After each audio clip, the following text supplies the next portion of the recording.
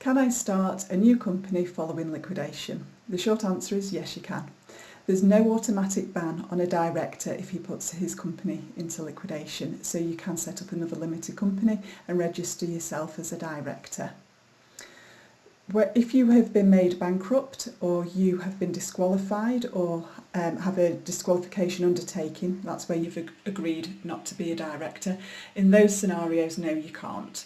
So that's bankruptcy, director's disqualification or a director's disqualification undertaking. You can't be a director. But assuming those don't apply, then yes, you can set up another limited company. There are restrictions, however, regarding the name that you use.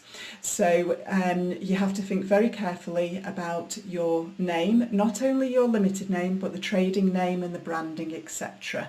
And the rules are quite strict and the ramifications are quite severe.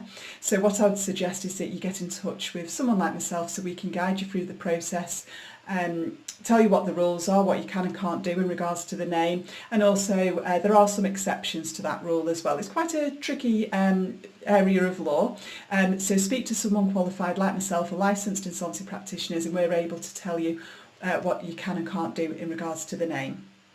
Then with every liquidation, we have to, as liquidators, check that the director's conduct has been above board, that you've done everything correctly in relation to the company. And I'm sure you have, because at the end of the day, as a business owner myself, I understand that we want that business to succeed. We've got employees that we don't want to let down, we've got suppliers that we've had a good relationship with, and we also want the business to be profitable for ourselves.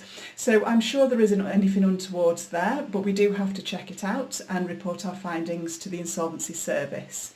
Now, if there is untoward conduct that we find, if there's something quite severe, the Insolvency Service, not myself, but the Insolvency Service, which is a government body, may take steps towards disqualification, and you may have to go through that process, in which case, if disqualification proceedings are made, you can't then be a director going forward.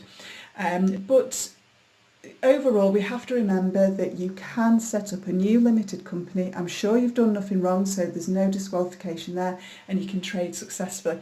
And you have to remember that's actually what the government wants.